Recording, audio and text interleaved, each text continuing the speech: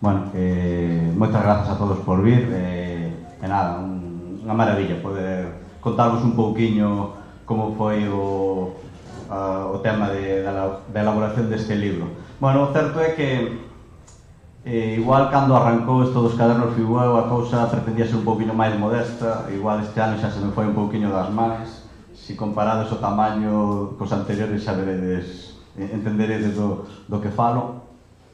Sí que cada vez, unha vez que te vas metendo nestas cuestións, pois intentas afondar e non deixar nada, ningún cabo solto. Claro, este ano sí que o traballo foi bastante inxente en canto a consulta de bibliografía, por exemplo. Se vedes unha publicación que fixen no Facebook, pois veredes ver un pouquiño, pois unhas cuantas fotos con bastantes libros, bastantes cantidade de libros, porque o certo é que do que vai o libro, que é a escola de cinema que existeu na época da ditadura franquista, unha escola que se fundou no ano 1947 e que acabou pechando no ano 1976, sí que é algo que ata o día de hoxe aínda está como arrancando, que é a difusión e o coñecemento desta escola. Antes deste caderno, os elementos, a bibliografía que podemos dicir que existe é unha bibliografía que consiste nunha tese doutoral inédita, está sen publicar, realizada no ano 90, unha tese doutoral que fixo o estudoso Lucio Blanco. Bueno, é un primeiro achegamento, sí que é importante pois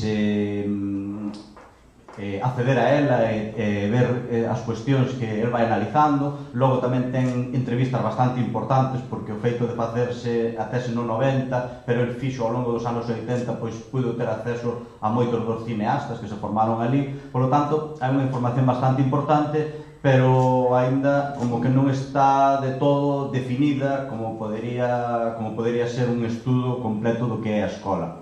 Logo, a propia Filmoteca Española, que é encargada de custodiar a día de hoxe todos os materiais da Escola de Cinema, porque unha vez que se pechou, eso pasou a formar parte dos arquivos de Filmoteca Española, pois sacou un caderno no ano 99 no que se fala da escola, pero solamente se fala na escola aproximadamente nunhas 30 páxinas. Nas 30 primeiras páxinas faise un percorrido histórico do que foi a escola, marcando aqueles elementos máis importantes que foron sucedendo, e logo tamén son como unha serie de colección tamén de impresións dos que participaron na escola. Podemos atopar aí, neste caso non son entrevistas, pero son, encargoulle Filmoteca Española a todas as persoas coas que pudo contactar que estiveron vinculadas á escola, encargoulles pois que contaran as súas impresións do que foi a súa experiencia na escola.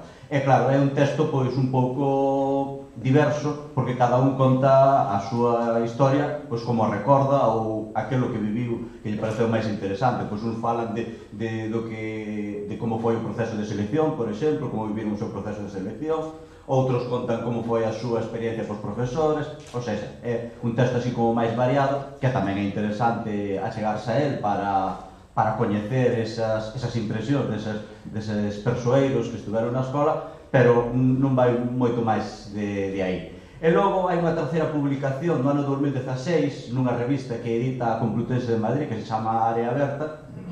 Nesta o que se pretendeu foi facer pois como unha pequena colección de diferentes textos, de diferentes aspectos concretos da escola, que cada investigador dos que participou nesa publicación pois contou algún aspecto concreto. Por exemplo, un deles centrouse na que podería ser a primeira película da escola, que é Paseo por unha guerra antigua, que foi un filme realizado a 8 mans, ni máis ni menos que por Luis García Berlanga, Juan Antonio Bardén, Agustín Navarro e Maexo.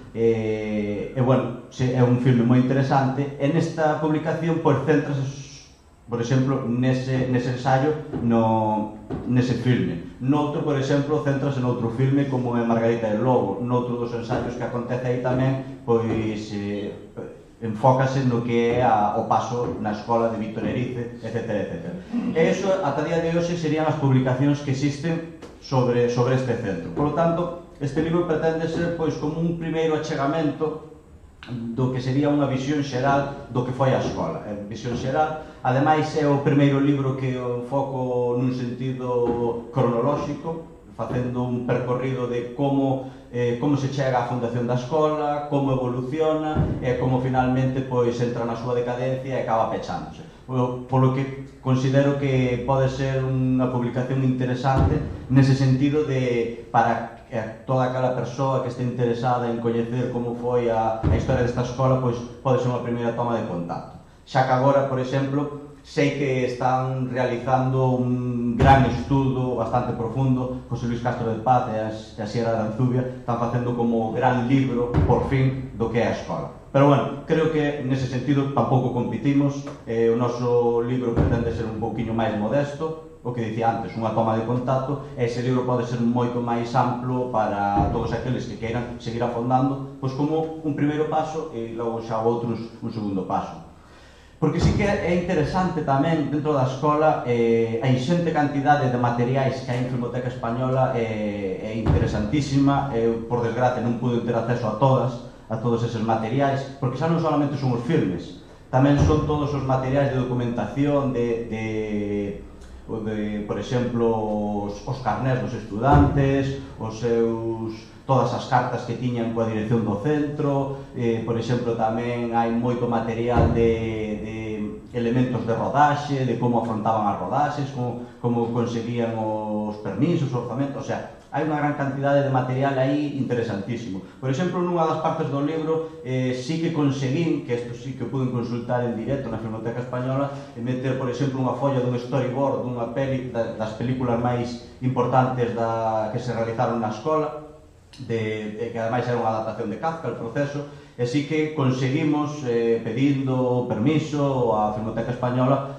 autorizou para colocar aí esa imaxe dese storyboard que fixo este estudante, que neste caso era Julio Diamante. Así que, bueno, é un tema moi interesante, e a verdade é que sí que é curioso como despois de casi 50 anos que fai, pronto se cumprirá os 50 anos de que se pechou a escola, como que aínda siga estando aí un pouquiño no limbo, non? Como vos dicía, a esas 3 publicacións tamén consultei moitos outros máis libros, porque todas aquelas monografías dos directores que están aquí mencionados, pois dun xeito ou doutro sempre acaban contando como foron as súas orixes como cineastas, e polo tanto era obrigado que nesa bibliografía pois comenten o seu paso pola escola. Nalgúns casos é máis profundo o comentario sobre como foi o paso na escola, noutros menos, porque claro, calquera estudoso pois se vai a falar, por exemplo, de Berlanga, pois se vai a centrar nas grandes obras de Berlanga, non se vai a centrar precisamente neses primeiros pasos. Pero sí que, ao final, de aí tamén se pode ir sacando información e coñecer como foi ese paso pola escola de moitos destes cineastas. Bueno, agora vou vos contar un pouquiño o que foi a evolución da escola, para que teñades unha idea xeral. A escola realmente nace porque foi algo así como a idea, o proxecto dun señor que era enxeñero industrial, que é Vitoriano López García, que ademais era daqui da terra, era galego, da zona de Lugo. No ano 41, el que era profesor da propia Escola de Enxeñeros de Madrid, pois como que empezou a realizar unha serie de cursos especializados dentro do que era a propia Escola de Enxeñeros, cursos que tiñan que ver non tanto coa parte artística do cinema, sino coa parte máis técnica de laboratorio, este tipo de elementos. E aí foi onde empezou a realizar eses primeiros cursos para os seus alumnos. Pouco a pouco, Vitoriano López vai se xuntando con outra xente que digamos, vai facendo aí como unha piña máis forte do que pode ser unha futura escola. Aí un dos elementos fundamentais que vai a coñecer é a figura de Carlos Serrano de Osma, que era un señor que debuta no ano 47 como cineasta, pero a principios dos 40, pois poderíamos dicir que ainda era un aspirante a cineasta, e era un dos críticos españois quizás máis importantes do seu momento. No momento que se empezan a conxugar estes dous elementos, Vitoriano por un lado, Carlos Serrano polo outro, empezan a xurdir outras figuras tamén como que pertencentes ao ámbito da Facultade de Filosofía e Letras. Digamos que se empezan a sentar esas bases. Teñen como primeiro elemento tamén importante, que é a fundación da revista Cinema Experimental, que foi unha revista española que quizáis pasou sin pena nin gloria naquele momento, pero que a día de hoxe é un referente do que é outra forma de facer crítica de cinema ou de facer unha revista de cinema, que foi Cine Experimental. Esta revista, a verdade, que non tiña nada que ver co que é un modelo de revista de cine, de glamour, de querer poñer aí as grandes estrelas, para nada, porque nas súas páxinas acababan aparecendo todo tipo de artigos e casi nunca eran precisamente sobre ese mundo máis glamuroso que é o cinema. Por exemplo, o mellor podería aparecer un artículo falando sobre técnicas de laboratorio, de revelado de película, no outro artigo falaban sobre a construcción dun plató. Por lo tanto, era unha revista que fuxía totalmente do que eran os cánones do estándar do que eran as revistas de cinema, pero a eles serviulle tamén como unha pequena preparación do que foi logo a fundación da escola, porque tamén nun dos artigos falaban sobre a busca de fundar unha escola de cinema, a necesidade de fundar unha escola de cinema en España, porque consideraban que España era un país que tiña grandes debilidades desde un punto de vista industrial, e a fundación dunha escola era un elemento fundamental. Conxugados todos estes aspectos, finalmente Vitoriano López consigue no ano 1947 que lle demo visto bo para fundar a escola, que a van a fundar co nome imperioso, diría eu, de Instituto de Investigaciones e Experiencias Cinematográficas, sí, un nome potente, donde los haya. De feito, eu teño visto algunha entrevista de Saura e nin siquiera se acordaba do nome, dicía como lle cadraba. E a experiencia, digamos que a aventura da escola nace no ano 1947, pero vai a ser tamén un nacemento bastante precario, ou seja, non había prácticamente orzamento. Un dos elementos fundamentais da escola iban a ser a rodaxe de películas de graduación, películas os primeiros pasos como cineastas sobre todo, claro, tamén aquí faltábame dicir que hai diferentes especialidades, pero digamos que a especialidade estrella era de dirección, había produción, había son, había laboratorio, había diferentes especialidades, pero sempre a máis importante e onde acababan conxugándose todos era na disciplina de dirección. E claro, nestes primeiros anos realizar estas prácticas era moi complicado porque prácticamente non tiñan orzamento, así que terían que pasar 10 anos para considerar ou para ver que as melloras da escola eran suficientes para que tamén os filmes que se realizaban ali, esas primeiras cortametraxes que se realizaban ali, fosen dunha calidade meritoria. Que logo, se todos os que vichedes a retrospectiva ao longo da semana, creo que pudechedes un pouco constatar de que non eran filmes de estudantes en máis, senón que a maior parte deles eran curtametraxes no sentido completo da palabra, feitos por unha produtora profesional. Quenes se matricularon nesa primeira promoción? Pois matricularonse ni máis ni menos que Berlanga e Bardem. De feito, foi aí onde se coñeceron os dous. Cada un viña do seu lugar de España e aí foi onde se xuntaron e aí entablaron a súa amizade e empezaron os seus primeiros pasos como cineastas. Digamos que o facían nun sentido de que a ver que pasaba, todos querían ser cineastas, e finalmente no ano 50 sí que se gradúa Berlanga. Bardem non consigue graduarse porque tivo problemas coa realización da súa práctica, que era unha práctica sobre o aeroporto de Baraxas, e o suspenden. E o ano seguinte intenta outra vez, pero xa abandona porque cal era o interese destes rapaces, que eran rapaces naquele momento? Pois o seu interese era ser cineastas.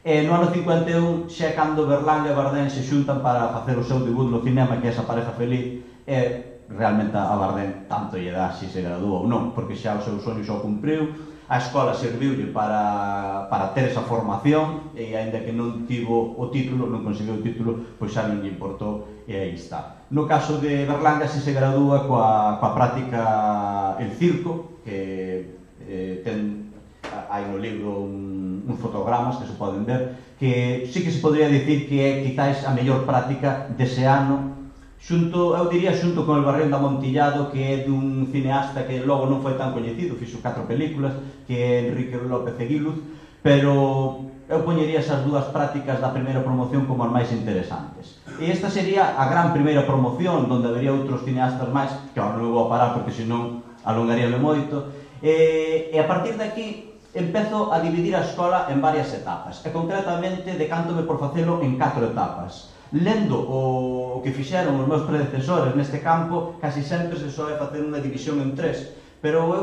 creo que así vai a quedar un pouquiño máis coherente esta división para a escola, en canto tamén a súa vinculación co que é o cinema español en xeral. Por lo tanto, o diseño que eu fixen ten que ver coa evolución da escola, pero tamén coa evolución do cinema español nestes anos, e creo que así pode quedar un pouquiño máis coherente. E a primeira etapa, marqueina, que sería a etapa de fundación, marqueina do ano 1947 ao ano 1955, que ademais coincide cos anos nos que estivo de director da escola o seu fundador, Victoriano López. Por lo tanto, xa hai aí un nexo común para estes anos que poño. Nestes anos, que son os anos máis de dificultades, poderíamos dicir económicas, estivo esta primeira promoción, e logo eu marquei outra segunda promoción que é a xeración do 52, ou seja, no 52 hai outra fornada bastante interesante de estudantes que entran na convocatoria dese ano. Concretamente son 3 nomes fundamentais, que son Ángel Fernando Santos, logo está Julio Diamante e por último está Carlos Saura. O sea, 3 nomes tamén fundamentais. Todos eles chegaron a estar na órbita do que logo foi o novo cinema español, aínda que son persoas que xa teñen unha trayectoria anterior, porque a maior parte dos cineastas do novo cinema español son un pouquiño posteriores, son un pouquiño máis novos que eles, pero esta segunda xeración importante, o que eu chamo no libro Xeración do 52, pareceu moi interesante por confluir estes nomes. Fernández Santos, sobre todo, é coñecido máis que como cineasta, porque como cineasta ten un filme importante, máis que como cineasta é coñecido como novelista. O sea, a súa vinculación co mundo da cultura é máis ben como novelista, pero tamén é importante neste mundo. Logo está o caso de Julio Diamante, que é un caso bastante curioso, porque empeza na escola no 52 e non se gradúa ata o 61. Diredes vos que estivo facendo este home durante 9 anos, Dios mío. Pois tuvo algún problemilla polo camiño, porque resulta que era comunista declarado, como moitos dos que pasaron pola escola. Xa sabedes que no mundo da universidade, no mundo dos xóvenes estudantes, durante a época franquista, os xóvenes son rebeldes, e durante a época franquista, como enfocar esa rebeldía? Pois a mellor maneira sendo comunista, seguramente, non? Pois aí estaban estas persoas con estes ideais antifranquistas, como non, no ano 56 os expulsan da escola. Por eso xa non puido acabar máis ou menos nunhas datas coherentes. Os estudos eran de 3 anos, pero bueno, se suspendías igual podías votar 4, igual podías votar 5, non? Así que se empezaron no 52, o normal podía ser que se graduase no 57, por exemplo, pero non, graduase no 61 por culpa desa expulsión que tivo no ano 56, que coincide cos sucesos do 56, que é cando a universidade empeza a ter ese contacto coa militancia antifranquista. Houve moitísimos detidos e finalmente a Julio Diamante expúlsano, e logo será readmitido e poderá acabar os seus estudos.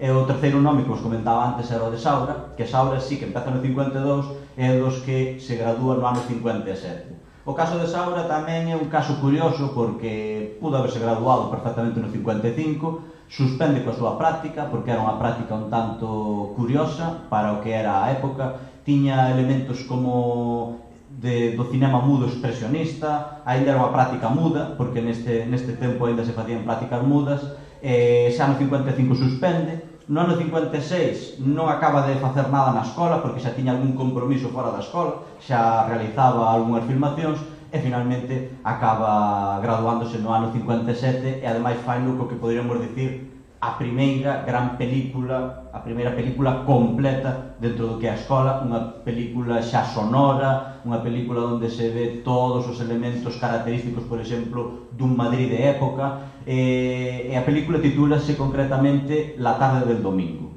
é moi interesante dende un punto de vista sociolóxico para ver todo o que é ese Madrid da época, e ademais é interesante ver como tamén, que Saura dedicabas á fotografía, ten unha colección de fotos do ano 55 co mesmo título. Buscando información sobre a tarde del domingo, acabaronme aparecendo esa colección de fotografías donde ves todo o ambiente dos domingos, das salas de baile, de como se xuntaba a xente no retiro, etc, etc. E digamos que esa colección de fotografías hasta certo punto foi unha preparación do que foi o seu filme, e o filme tamén condensa todo ese ideario, toda esa visión de Madrid, que é un Madrid casi que si vemos no cinema español da época pois non está tan obvio, non está tan presente, habería que buscalo un pouquiño cunha mirada pois intentando atopalo como espectador, pero no caso de Saura é el o que xa pretende reflectir ese elemento como cineasta, e o espectador obviamente pois xa o percibe rapidamente. Así que eu consideraría que esta é a primeira gran práctica, a primeira práctica que diríamos a partir de aquí a escola xa se pode considerar unha produtora de cinema no sentido completo da palabra, e de feito foi o noso primeiro filme que pasamos na retrospectiva, e xa todos foron de aí para adiante. E todo isto era porque estábamos na etapa de fundación, na etapa de Victoriano López. Por que tamén pechaba esta primeira etapa no ano 55? Que no ano 55 acontece un dos sucesos máis importantes do cinema español, que é as chamadas Conversacións de Salamanca. Conversacións de Salamanca foi unha gran xuntanza donde se intentou que toda a florinata do cinema español do momento se xuntase ali para falar, cuestionarse sobre a calidade do cinema español e de que necesitamos facer para mellorar o cinema español. De feito, bueno, as palabras de Bardem foron totalmente lapidarias. A ver se o atopo e volas leo literalmente. Está por aquí. Abro comillas. Despois de 60 años de cine, el cinema español es políticamente ineficaz, socialmente falso, intelectualmente ínfimo, estéticamente nulo e industrialmente raquítico. Aí está, ni máis ni menos. Isto é o que normalmente se lle chama o pentagrama de Bardem, estas 5 cualidades do cinema español do ano 55, e a intención das Conversacións de Salamanca era, sobre todo as de Bardem e os que estaban na súa liña de pensamento, era, pois, conseguir mellorar todas estes mentes que el comentaba nesta frase, e que apareceu logo nas conclusións das Conversacións de Salamanca. E xa vos digo, é un dos feitos históricos máis relevantes, e sí que me gustaba facer aí ese pequeno paréntesis no que era a historia da escola, porque a mellora do cinema español inmediata logo das Conversacións de Salamanca non pasou á industria ainda tuvo que esperar 7 anos máis. A donde pasou? Pois de todos os elementos que querían mellorar nas Conversacións de Salamanca, un deles, dos que se conseguiu a curto prazo, foi a crítica de cinema. Ou seja, conseguiuse fortalecer a crítica de cinema, eso sí que se conseguiu. E o segundo elemento que eu creo que sí saiu dali, que moitos dos que participaron nas Conversacións de Salamanca, como o propio Martín Patino, que foi que nas promoveu, que o seu iniciador, dixo que ali non se conseguiu nada, e eu creo que sí, a crítica por un lado e logo a escola de cinema por outro. Eu creo que a curto prazo os grandes beneficiados desas conversacións foron eles dous. Por lo tanto, comentalo no libro e facer ese pequeno paréntesis falando das Conversacións de Salamanca para logo continuar falando do que é a evolución da escola, creo que era un punto, digamos, aí unha pequena parada que eu tiña que facer no libro para que se entendese pois o que dicía antes tamén, a historia da escola, pero tamén a historia do cinema español en xeral. E aquí xa teríamos a segunda etapa, que é a etapa, pois, que poderíamos decir, a etapa de asentamento, donde todo se vai xa de alguna forma definindo.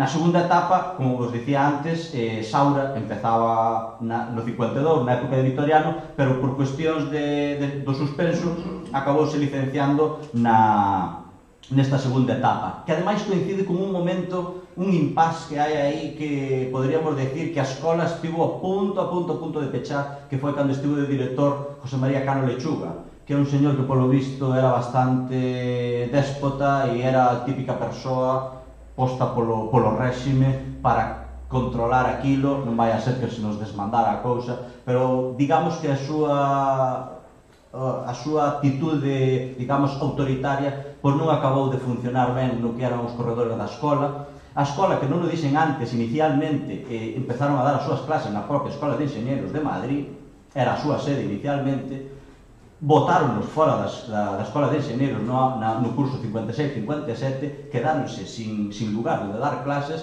Foi un curso totalmente perdido, o sea, nese curso non se diplomou ningún alumno, non pasou sin pena nin gloria. Digamos que a gran dificultade estaba, primeiro, por conseguir uns espazos donde estar, e segundo, largar dali a cano lechuga, porque con ese señor a escola, o seguinte paso non era que os botaran da Escola de Enxeñeros, senón pechar a escola, porque aquilo non tiñan xa nin donde dar clase, aquilo non funcionaba, era o seguinte paso.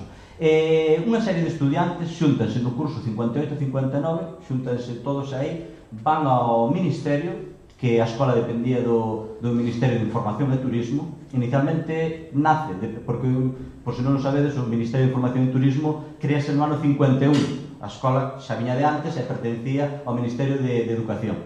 Pero neste momento pertencía ao Ministerio de Información e Turismo. Foron ali varios estudantes e pedironlle ao ministro que aquilo non funcionaba, si por favor podían cambiar o director porque non tiñan espazo onde dar clases, tal. E o ministro accedeu, pero deixoulles a patata quente, deixoulles a eles, en plan de, escollede vos o novo director, este señor o vou a sacar fora, agora, se conseguides un director e ese director máis ou menos conseguides algo con el, pois adiante.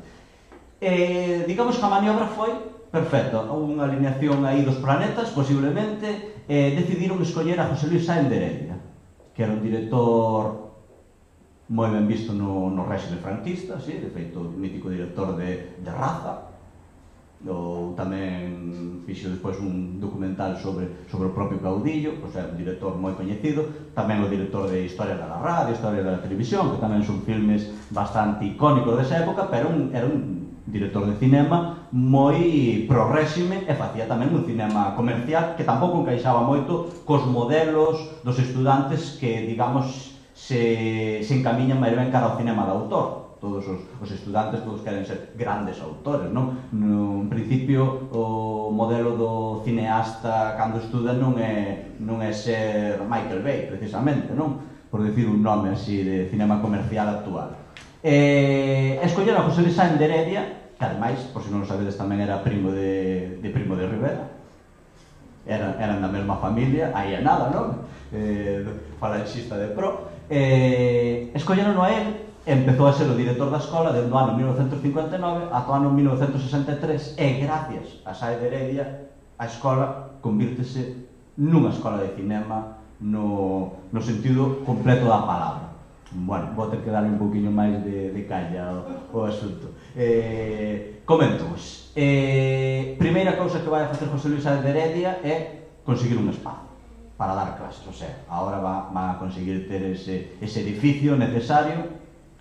Primeiro van a estar en Fomento das Artes, que vai a ser como, de repente, unha cousa así rápida para un curso, pero logo vanse ir para o famoso edificio da calle Montesquinza, que é donde todos os estudantes da escola din que foi a época gloriosa da escola, que vai a funcionar dende o ano 60 ata o ano 67, que é cando se funda a sede oficial da escola, que vai a ser xa na carretera de Dehesa de la Villa, no campus universitario. Outra das cousas que tamén vai a conseguir José Luis Sáenz de Heredia é dar visibilidade á escola. Claro, o que buscaban os estudantes era conseguir unha persoa que tuvera un contacto coa industria importante e, bueno, eso podía ter un pequeno interese de cara a eles para poder chegar á industria, que era tamén a súa aspiración, non?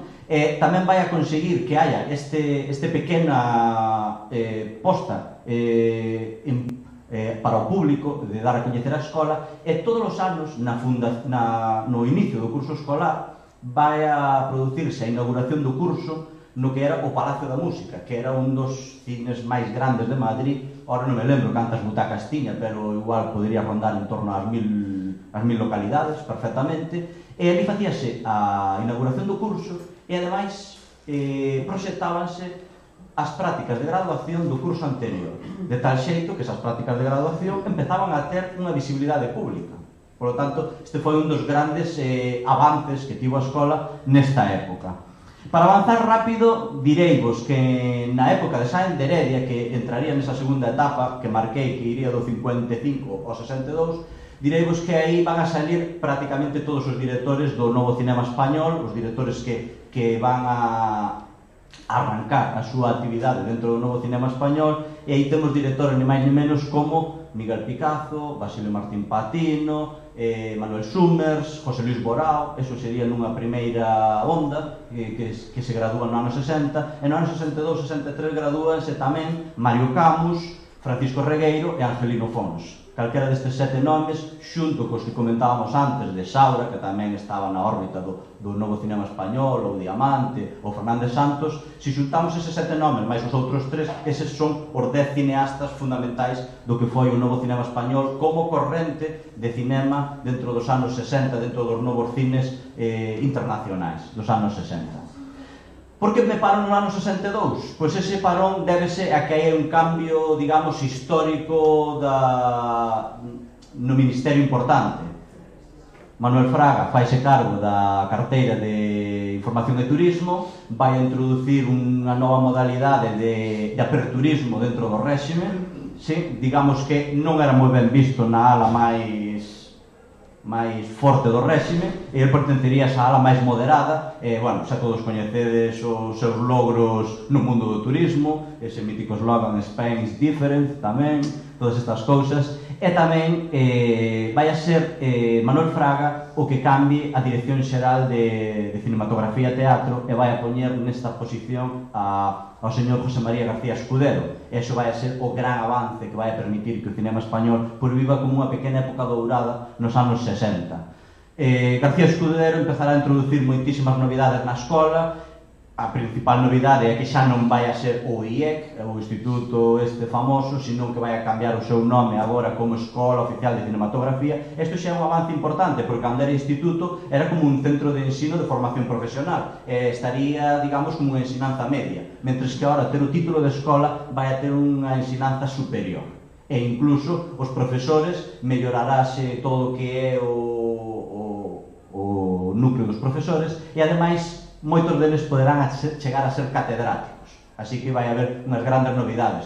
Tamén se vai a ampliar moitísimo máis o todo que é o orzamento da escola, e iso vai a acabar sendo esa época dourada da escola que iría dende o ano 62 ata o ano 69. Eu remato no 69, aínda que o seguinte paréntese que fago comento no 67, pero é algo que pillaría 67, 68, 69. Por iso tamén me encaixaba ben. Eses serían os anos dourados da escola. Aquí teríamos novos cineastas importantes. Aquí falo de varias xeracións que se van mesturando. Pareceu bastante interesante como intentar agrupar os estudantes que estaban na escola por certos elementos comuns que vou denominando como xeracións. E aquí vai estar a xeración Nuestro Cine, que Nuestro Cine vai a ser unha revista de cinema moi importante que houve nos anos 60, e todos os estudantes que eu meto na xeración Nuestro Cine pois son estudantes que tamén formaban parte do equipo de redacción desa revista.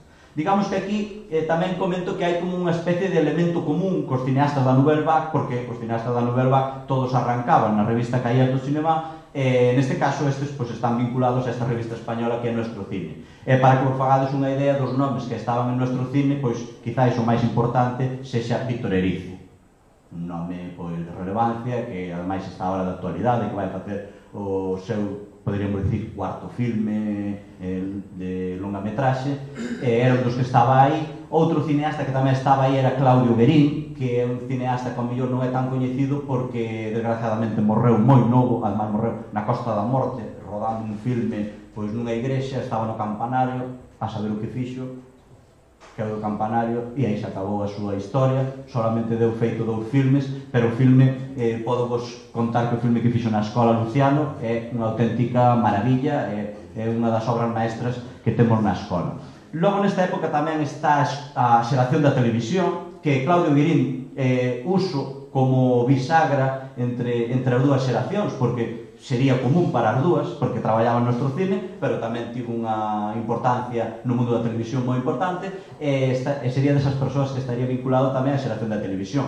Dentro da xeración da televisión, que nomes poderíamos comentar? Pois estaba Pilar Miró, por exemplo, estudando na escola, pero ela estudou guión.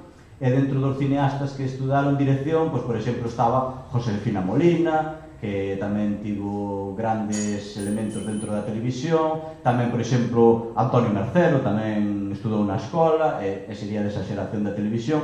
Sería como a xeración máis interesante dentro destes anos, os anos de esplendor da escola. Isto iría ata o ano 69. E que acontece no ano 67 para facer ese último paréntese no libro? Pois as xornadas de Sitges. As xornadas de Sitges foron unhas xornadas, un intento de facer como un festival de escolas de cinema para que todos os estudantes foron ali e digamos que os seus organizadores fixeron moi mal.